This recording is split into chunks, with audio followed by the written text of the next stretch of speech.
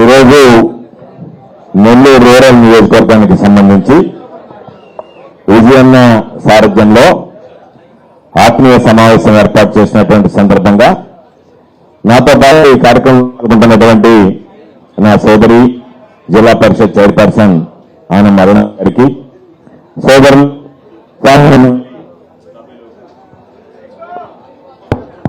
సోదరులు శాసన మండలి సభ్యులు పర్వతరెడ్డి చంద్రశేఖర్ రెడ్డి గారికి, మరొక సోదరుడు మాజీ మంత్రివర్యులు అనిల్ కుమార్ యాదవ్ గారికి, వేదిక మీద ఉన్నటువంటి పెద్దలందరికీ, ఈరోజు ఎన్ని రకాలైనటువంటి బెదిరింపులున్నా, ఎన్ని రకాలైనటువంటి బ్లాక్ మెయిలింగ్లు చేస్తున్నా వాటన్నిటినీ లెక్క చేయకుండా ఈ ఆత్మీయ సమావేశానికి విచ్చేసినటువంటి అసలు సుసరైనటువంటి నాయకులు, కార్యకర్తలు ప్రతి ఒక్కరికి పేరు పేరున చేతులు జోడించి హృదయపూర్వకమైనటువంటి నమస్కారాలు తెలియజేస్తున్నాను. ఎందుకంటే ఈరోజు బహుశా భారతదేశానికి స్వాతంత్రం వచ్చిన తర్వాత ఆంధ్ర రాష్ట్రానికి ఎంతో మంది ముఖ్యమంత్రులను చూశాం. ఈరోజు చంద్రబాబు నాయుడు లాంటి చండాలుడైనటువంటి ముఖ్యమంత్రిని బహుశా ఎన్నడూ చూసి ఉండలేదని చెప్పి మీ అందరికీ సందర్భంగా తెలియజేస్తున్నాను. ఎందుకంటే అందరూ అన్నారు చంద్రబాబు నాయుడికి విపరీతమైనటువంటి అనుభవం ఉంది అని చెప్పి అన్నారు. చంద్రబాబు నాయుడు వచ్చిన తర్వాత చూస్తే బహుశా చంద్రబాబు నాయుడు ఈ 4 నెలలు దాదాపుగా పూర్తి చేస్తే చంద్రబాబు నాయుడు పరిపాలనలో జరిగినటువంటి ఘనకీర్తి ఏదన్నా ఉంది అంటే వైఎస్ఆర్ కాంగ్రెస్ పార్టీకి సంబంధించినటువంటి నాయకుల మీద దాడులు చేయడం, వైఎస్ఆర్ కాంగ్రెస్ పార్టీకి సంబంధించినటువంటి కార్యకర్తల ఆస్తులను విధ్వంసం చేయడం, వైఎస్ఆర్ కాంగ్రెస్ పార్టీ వాళ్ళ మీద కేసులు పెట్టడం, వాళ్ళని హత్యలు చేయడం, ప్రతిరోజు ఏదో ఒక విధంగా ఒక వైఎస్ఆర్ కాంగ్రెస్ పార్టీ కార్యకర్త రాష్ట్రంలో హత్య కావడం తప్ప ఒక్కటి కూడా చంద్రబాబు నాయుడు చెప్పినటువంటి మాట నిలబెట్టుకున్నటువంటి సందర్భం లేదు. చంద్రబాబు నాయుడు ఈరోజు 4 సంవత్సరాలు పూర్తి చేసుకుని 100 రోజులు అనుకున్నాం గర్వంగా చంద్రబాబు నాయుడు ఈరోజు సభ పెట్టి ఏమేమి చెప్తాడని చెప్తే చంద్రబాబు నాయుడు సభలో తాను ఏం చేశాడో చెప్పలే, ఏమి చేయబోతాడో చెప్పలే. చివరికి తండ్రి లాంటి రామారావు గారికి పిల్లనిచ్చినటువంటి నేరానికి వెన్నుపోటు పొడిచి చంపినటువంటి చంద్రబాబు కలియుగమైనటువంటి వెంకటేశ్వర స్వామిని 100 రోజులు పూర్తయిన తర్వాత తన స్వార్థ రాజకీయాల కోసం పవిత్రతను దెబ్బతీసేటువంటి విధంగా నీచంగా ప్రవర్తించినటువంటి వ్యక్తి ఎవరైనా ఉన్నాడంటే చరిత్రలో చంద్రబాబు ఒక్కడైనటువంటి విషయాన్ని మీ అందరికీ గుర్తు చేస్తున్నాను. ఎక్కడ చాలా మంది నమ్ముతూ మాట్లాడినటువంటి వాళ్ళు, నేను మీ అందరికీ ఖచ్చితంగా ఒక మాట చెప్తున్నాను వినండి. ఈ రోజు మనం అధికారంలో లేకపోవచ్చు, మొన్నటిదాకా అధికారం అనుభవించాం. అధికారం వైఎస్ఆర్ కాంగ్రెస్ పార్టీ కొత్త కాదు. మేమందరం శాసనసభ్యులుగా పనిచేశాం, మంత్రులుగా పనిచేశాం, అన్ని రకాలైనటువంటి పదవులు అనుభవించాం. ఇక ఎన్నిసార్లు గెలిచినా శాసనసభ్యులుగానే ఉంటాం. ఒకవేళ ఏదైనా అవకాశం వస్తే మంత్రులు అవుతారు, ఎవరైనా జిల్లాకు సంబంధించి ఎవరో కొందరు, అంతే తప్ప ఈ రోజు మనం అందరం ఆలోచన చేయాల్సింది ఏ పార్టీ అయితే శాసనసభ్యుడిగా ఎదగడానికి గౌరవించిందో, ఏ పార్టీ అయితే శాసనసభ్యుడిగా కావడానికి గుర్తింపించిందో, ఏ పార్టీ అయితే ఈరోజు ఇది నా వైఎస్ఆర్ కాంగ్రెస్ పార్టీ అని గర్వంగా కార్యకర్తలు ఈరోజు నాయకులు జెండా ఎత్తుకుని బయటకు వెళ్ళేటువంటి అవకాశం కల్పించాడు మన ముఖ్యమంత్రిగా జగన్మోహన్ రెడ్డి గారు అనేటువంటి విషయాన్ని సందర్భంగా తెలియజేస్తున్నాను. ఎందుకంటే ఈరోజు మనం వీధిలోకి వెళ్ళొచ్చు, ఓటమి పాలయ్యొచ్చు, ఎవరన్నా మనం చూసి నవ్వచ్చు, అయ్యో వీళ్ళు ఓడిపోయినటువంటి వాళ్ళని. మనల్ని చూసి నవ్వేటువంటి వాళ్ళు వీళ్ళు ఓడిపోయారు అని చెప్పి నవ్వుతారే తప్ప వీళ్ళు దొంగలు, మోసగాళ్ళు అనేటువంటి మాట ఈ సమాజంలో ఎప్పుడూ వినిపించలేనటువంటి విషయాన్ని మీరందరూ గుర్తుంచుకోండి. ఎందుకంటే చెప్పినటువంటి దానికి జగన్మోహన్ రెడ్డి గారు ఎంత కష్టపడ్డాడో, ప్రజలకు సంబంధించినటువంటి సంక్షేమ కార్యక్రమాలు అమలు చేయడానికి ఎంత తాపత్రయపడ్డాడో ప్రత్యక్షంగా చూసినటువంటి వ్యక్తులం. కాబట్టి అటువంటిది ఏదో చిన్న చిన్న పొరపాటు ఎక్కడో జరిగింది కాబట్టి ప్రజల్లో ఏదో కొంత చంద్రబాబు నాయుడు ఎక్కువ ఇస్తారనుకున్నారో, లేదా ఒకసారి ఆయన పరిపాలన కూడా మళ్ళీ చూద్దామనుకున్నారో, ఏది జరిగిందో కానీ సోదరుడు అనిల్ చెప్పినటువంటి మాట ఒక్కసారి గుర్తు తెచ్చుకుంటే, పాపం డిఎంకేలో కరుణానిధి గారు ఇద్దరే, ఆయన కూడా ఆయనతో పాటు కూడా అసెంబ్లీకి వచ్చారు. ఆ తర్వాత జరిగినటువంటి ఎన్నికల్లో జగన్మోహన్కి 4 సీట్లు వచ్చాయి. నేను మరలా మీ అందరికీ చెప్తున్నా, 4 సంవత్సరాల దాకా చంద్రబాబు నాయుడు ఎక్కడున్నాడు తెలియదు. కరోనాలో హైదరాబాద్ లో దాంకున్నాడు. 4 సంవత్సరాల తర్వాత కలుగులోంచి బయటకు వచ్చాడు, గెలిచాడు, ముఖ్యమంత్రి అయ్యాడు. 4 నెలలకే ఆంధ్ర రాష్ట్రాన్ని భ్రష్టు పట్టించి అయ్యో జగన్మోహన్ రెడ్డి గారికి ఓటు వేయకుండా తప్పు చేశానే అని ఈరోజు ప్రజలు మాట్లాడేటువంటి విధంగా ఈరోజు వ్యవస్థలో మార్పులు వచ్చాయనేటువంటి దాన్ని మీ అందరూ గుర్తుంచుకోండి. అందుకే నాయకులు పోతారు, నాయకులు కార్యకర్తల దాదాక్షిణాలతో నాయకులు ఉంటారు తప్ప నాయకుల దక్షిణలతో ఏ రోజు కార్యకర్తలు ఉన్నారు కాబట్టి కార్యకర్తలు ఎంతమంది కథలు వస్తారో నాయకత్వం సమిష్టిగా అంత బలపడడానికి అవకాశం ఉంటుంది. అందుకని మీ అందరికీ మరలా చెప్తున్నా, గుర్తుంచుకోండి, నాది బాధ్యత. మరలా నేను మర్చిపోకుండా ఈరోజు పాపం కొంతమంది ఆస్తులు ధ్వంసం చేయొచ్చు, కొన్ని దగ్గర శిలాపరకాలు ఎదుర్కొండొచ్చు, లేదా మరొక గోడలు పడకొండొచ్చు. ఏ వ్యక్తి అయితే మీ గ్రామాలలో ఈ రోజు వీటికి పూనుకున్నాడో రేపు అదే వ్యక్తి అదే అధికారిని దగ్గర పెట్టి వాళ్ళ ఖర్చులతోనే మరలా తిరిగి వాటిని పునర్నిర్మించేటువంటి విధంగా చర్యలు తీసుకోవడం జరుగుతుందనేటువంటి విషయాన్ని మీ అందరికీ గుర్తు చేస్తున్నాం. ఏ ఒక్కరిని విడిచిపెట్టాం. పనికి మారినటువంటి లోకేష్ ఒక్కడే రాసుకున్నాడు రెడ్ బుక్.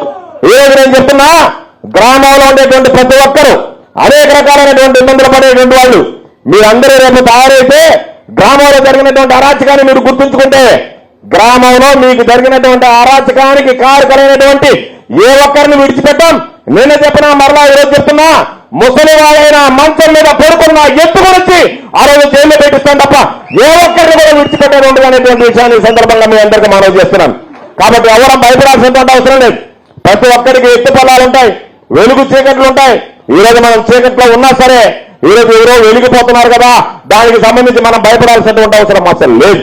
అందుకే చెప్పాం, ఈ రోజు కేసులకి అరెస్టులకి జైళ్ళకి భయపడాల్సినటువంటి అవసరం లేదు. ఈ రోజు ఎక్కడికి వెళ్ళినా సరే ఎవరైనా సరే వీడిని జైల్లో వేయిస్తాం, వీడి మీద కేసులు పెడతామని చెప్పి బెదిరించి బ్లాక్మెయిల్ చేసేటువంటి పరిస్థితి ఏర్పడింది. కాబట్టి దానికి భిన్నంగా, ఎందుకంటే ఎంత దారుణంగా ఉంది అంటే ఎవరు ఏం మాట్లాడుతున్నారో తెలియదు, అసలు ఎవరికి ఏం మాట్లాడాలో అర్థం కాదు. ఏదో మనం చెప్పాం, అయ్యా పవన్ అనేటువంటి వ్యక్తి సనాతన ధర్మం అంటున్నాడు కదా పవన్ కళ్యాణ్ అన్నాడు. నేనేమి తప్పు మాట్లాడలా, నేను ఒకటే మాట చెప్పా, నాయన సనాతన ధర్మంలో విడాకులు అనేటువంటి పదం లేదు కదా, మరి సనాతన ధర్మాన్ని ఆచరించేటువంటి వాడు విడాకులు అనేటువంటి పదాన్ని గురించి ఏమి చెప్తాడో చెప్పండి అన్నాం. ఒక నెల్లూరులో దిక్కాడు, ఒకటి ఏలూరులో దిక్కాడు, ఒకటి కర్నూలులో దిక్కాడు. ఎవరు చెప్పారు, ఆయన నెల్లూరులో ఒకటి దిక్కాడు, ఏలూరులో ఒకటి దిక్కాడు, కర్నూలులో ఒకటి దిక్కాడు. నరేంద్ర మోడీతో సహా అందరినీ పెడతా ఉంటారు. కాబట్టి ఆ తిట్టినటువంటి వాళ్ళని పట్టించుకోవాల్సినటువంటి అవసరం లేదు. ఏదో మహాకవి శ్రీశ్రీ చెప్పినట్టుగా నువ్వు నడిచే దారిలో ఎదురైనటువంటి ప్రతి మురిగేటువంటి ప్రతి కుక్కకి నువ్వు సమాధానం చెప్పుకోవాలనుకుంటే నీ జీవితకాలంలో నువ్వు లక్ష్యాన్ని చేరుకోలేవన్నట్టుగా ఎవరేదో మాట్లాడుతున్నారన్నటువంటిది భయపడాల్సినటువంటి అవసరంలా ఖచ్చితంగా మనం అనుకున్నటువంటి గమ్యాన్ని సాధించడానికి ముందుకు వెళ్ళేటువంటి పరిస్థితుల్లో ఏది ఏమైనా సరే ఈరోజు వైఎస్ఆర్ కాంగ్రెస్ పార్టీ ఈరోజు మనం అందరం కలిసికట్టుగా ఉండాల్సినటువంటి పరిస్థితి. మన లక్ష్యం రేపు రాబోయేటువంటి రోజుల్లో జమిలి ఎన్నికలు వస్తాయా లేదా మరో ఎన్నికలు వస్తాయా, ఏ విధంగా వస్తాయనేటువంటిది పక్కన పెడితే ఏ రోజు ఏ ఎన్నిక వచ్చినా సరే మనందరం ఒకటే అనేటువంటి ఆలోచనతో పనిచేద్దాం. నేను మరలా చెప్తున్నా, ఏదైనా చిన్న చిన్న పొరపాట్లు జరిగి ఉండవచ్చు, కార్యకర్తల మనోభావాలు గాయపడి ఉండొచ్చు, ఏదైనా జరిగి ఉంటే వాటిని సరిదిద్దుకుంటాం. మరలా రెట్టింపు ఉత్సాహంతో అధికారంలోకి వచ్చిన తర్వాత కార్యకర్తల్ని మరలా భుజాన మీద వేసుకుని మోసేటువంటి పరిస్థితికి వైఎస్ఆర్ కాంగ్రెస్ పార్టీని తీసుకొస్తామనేటువంటి విషయాన్ని సందర్భంగా మీ అందరికీ మనవి చేస్తున్నాను. కాబట్టి ఈ రోజు ఎవరు ఎన్ని మాట్లాడుకున్నా సరే ఈరోజు కార్యకర్తలు అనేటువంటి వాళ్ళు ఇబ్బందులు పడుతున్నారు, స్థానికంగా ఉండేటువంటి నాయకులు ఇబ్బందులు పడుతున్నారు. దీనితో పాటు కొంతమంది భయపడి వెళ్ళిపోతున్నారు. నేను చెప్పేది, ఈ వ్యక్తి ఎవరైతే గయారాములు ఉన్నారో జీవితంలో వాళ్ళు రాణించలేరు. రాజకీయంగా ఈరోజు వచ్చినటువంటి అవకాశం ఏంటంటే ఎవరో ఉన్నటువంటి ఆ రోజు అనిలు మరొకరో మీకు సంబంధించి కార్పొరేటర్ గారు టికెట్ ఇస్తే ఆ రోజు మీరు గెలిచారు. జగన్మోహన్ రెడ్డి గారి ఫోటో పెట్టుకున్నారు. స్థానికంగా ఉన్నటువంటి శాసనసభ్యులుగా మంత్రిగా ఉన్నటువంటి వ్యక్తి ఆ రోజు మీకు ఇచ్చాడు. ఆ అవకాశం వచ్చిన తర్వాత ఈరోజు జగన్మోహన్ రెడ్డి గారు ఈ అవకాశం ఇచ్చాడనేటువంటిది మర్చిపోయి స్వార్థ రాజకీయాల కోసం ఉన్నటువంటి పదవులను నమ్ముకొని అడ్డు పెట్టుకుని వెళ్ళిపోయేటువంటి పరిస్థితి ఏర్పడింది. వాళ్ళని గురించి ఆలోచన చేయలేదు. ఎందుకంటే వాడు గెలిచాడు అంటే ఆ గెలవడానికి కారకులైనటువంటి వ్యక్తులు ఈ రోజు ఈ వేదిక మీద కూర్చున్నటువంటి మీరు అనేటువంటి విషయాన్ని ఈ సందర్భంగా గుర్తు చేస్తున్నాం. కాబట్టి అది గ్రహించాం. కాబట్టి ఈరోజు మిమ్మల్ని అందరినీ ఇక్కడికి పిలిచాం.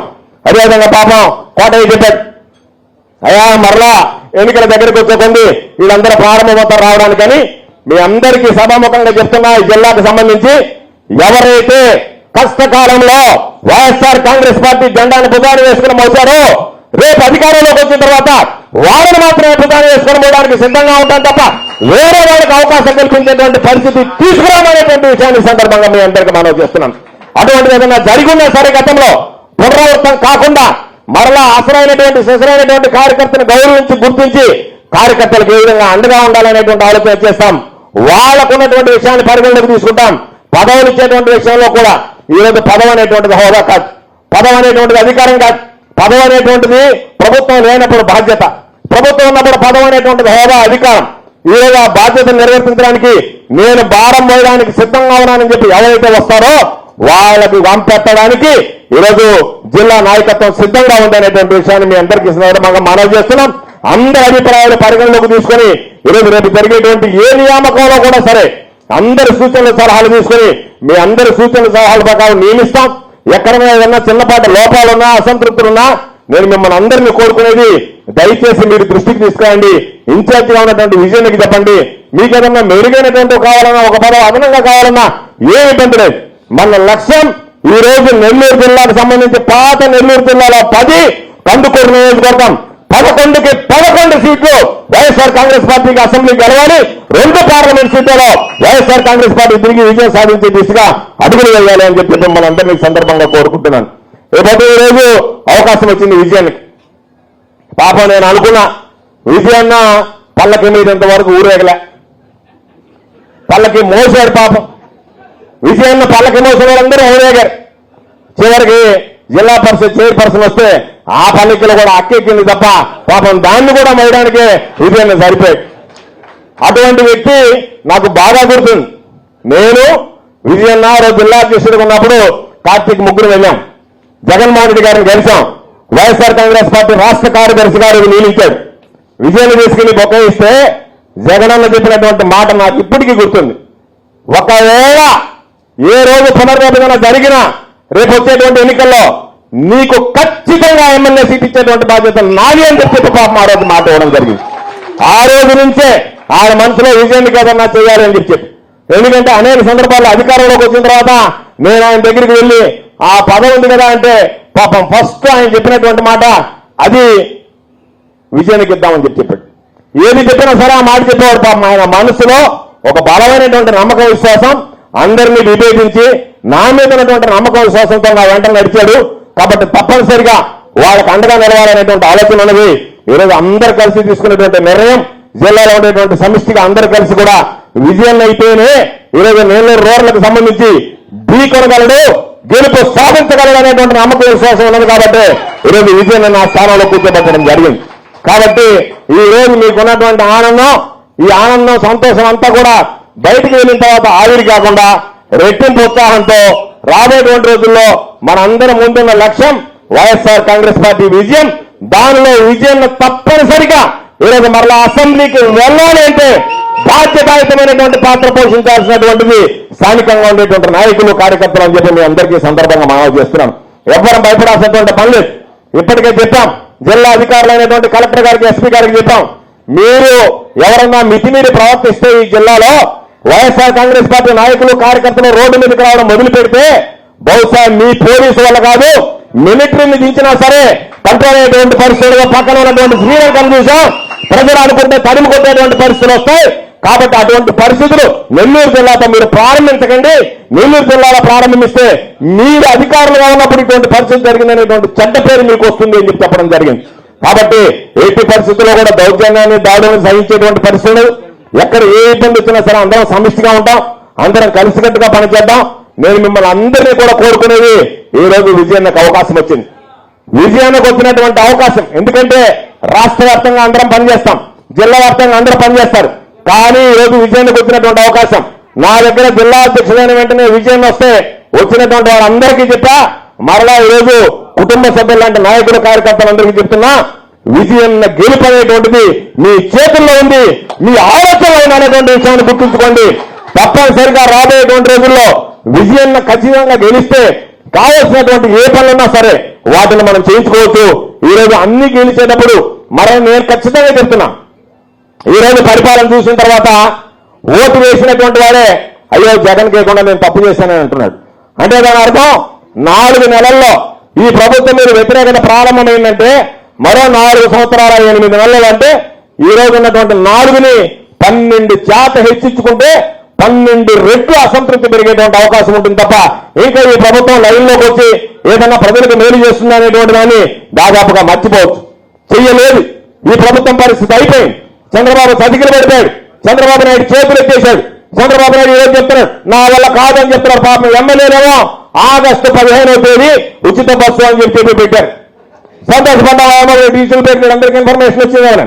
తీరా చూస్తే ముఖ్యమంత్రి ఆ మంత్రిని పిలిచి శాసనసభ్యులు పిలిచి ఎవరు చెప్పారా నీకు ఆగస్టు అని చెప్పి ఎప్పుడు వస్తుందని ఆగస్టు వచ్చింది, అక్టోబర్ 2 అన్నారు, అది వచ్చింది. ఉచిత బస్సు మాత్రం రావడం లేదు. అందరికీ చెప్పారు నీకు 15,000, నీకు 15,000, నీకు 15,000, నీకు 15,000, నీకు 18,000, నీకు 18,000. ఏది 15,000, ఏది 18,000? ఏం చెప్పాడు చంద్రబాబు? ఇది అయిపోయిన వెంటనే, ఎన్నికలు అయిపోయిన వెంటనే, ప్రభుత్వం ఏర్పడిన వెంటనే ఏదో అన్ని ఇస్తానని చెప్పి చెప్పాడు. చంద్రబాబు నాయుడికి ఎప్పుడూ ఒక అలవాటు.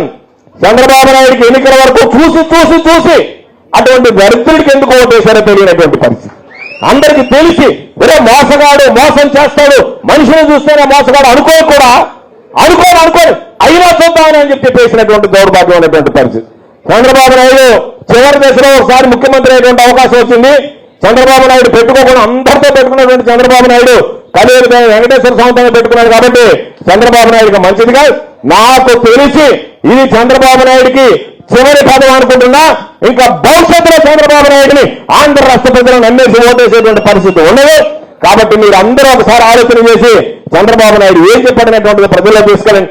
చంద్రబాబు నాయుడు ఏ విధంగా మాట్లాడనేటువంటిది ప్రజల్లో తీసుకెళ్ళండి. ఏదన్నా కేసులు పెడితే తప్పనిసరిగా న్యాయస్థానాన్ని ఆశ్రయిస్తాం.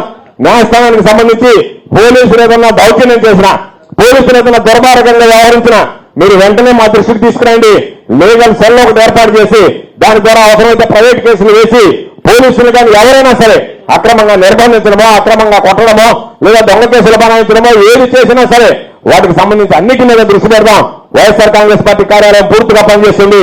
నేను విజయంలో కూడా చెప్పిన రోడ్లకు సంబంధించినటువంటి కార్యాలయం ఒకటి ఏర్పాటు చేయాలన్నా ఏది వచ్చినా సరే అక్కడే కూర్చొని గ్రీవెన్సెస్ తీసుకుంటే ఎవరికి ఏ సమస్య వచ్చినా సరే ఇది రూరల్ సమస్య, ఇది సర్వేపల్లి సమస్య, ఇది టౌన్ సమస్య అని కాకుండా పక్కనే చంద్రశేఖర్ రెడ్డి ఉన్నాడు టౌన్ కు సంబంధించి, రూరల్కి సంబంధించి ఈరోజు విజయంలో ఉన్నాడు.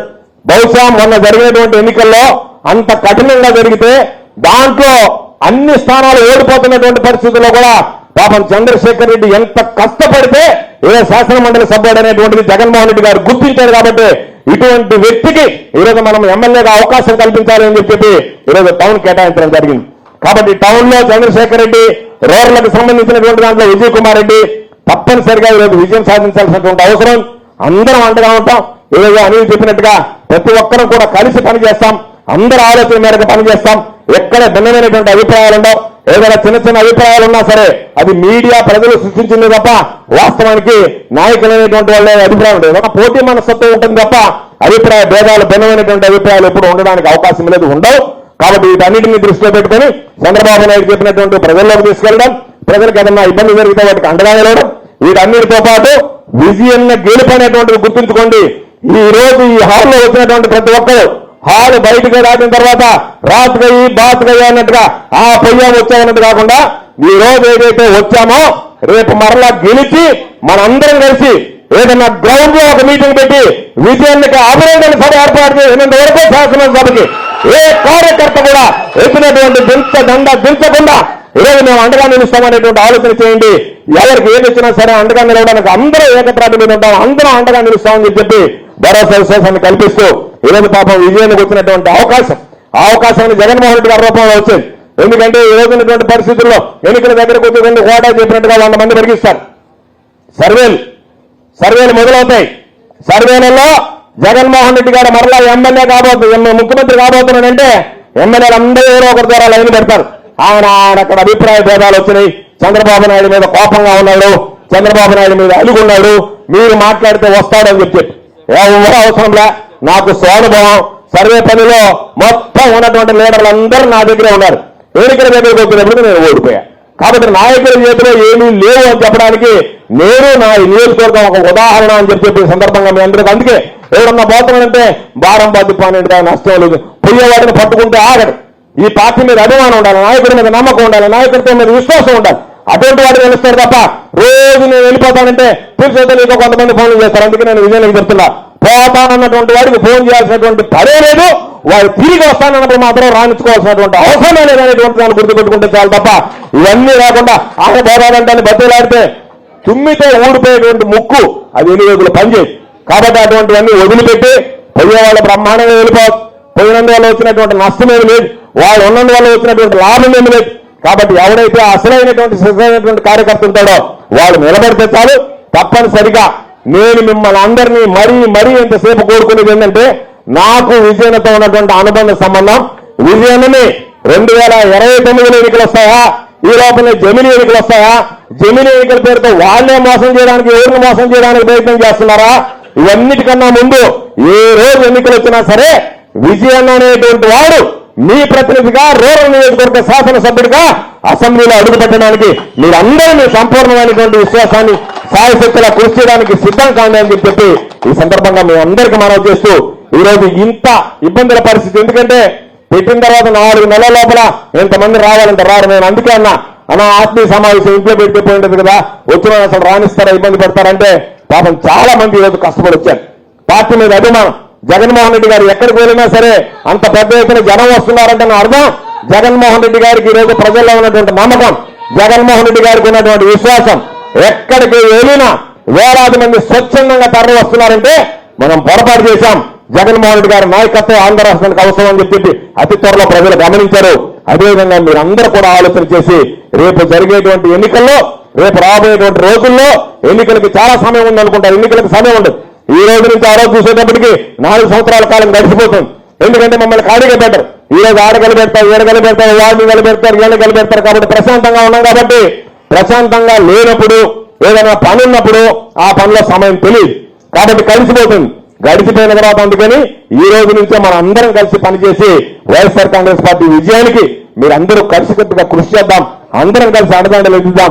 రేపు ఏ రోజు ఎన్నికలు వచ్చినా సరే వైఎస్ఆర్ కాంగ్రెస్ పార్టీని ఈ జిల్లాలో తిరుగులేనటువంటి శక్తిగా తయారు చేద్దామని చెప్పి మీ అందరికీ ఈ రోజు తెలియజేసుకుంటూ, మరొక్కసారి మీ అందరికీ ఈ రోజు అసలైనటువంటి వైఎస్ఆర్ కాంగ్రెస్ పార్టీ నాది, జగనన్న మా నాయకుడు అనేటువంటి నమ్మక విశ్వాసంతో విజయాన్ని గెలిపించాలని పెద్ద ఎత్తున ఇచ్చేసి ఆశీస్సులు అందించినటువంటి మీ అందరికీ పేరు పేరున చేతులు జోడించి హృదయపూర్వకమైనటువంటి ధన్యవాదాలు తెలియజేసుకుంటూ మీ అందరి దగ్గర సెలవు తీసుకుంటున్నాను. జై హింద్, జోహార్ వైఎస్ఆర్, జై జగన్.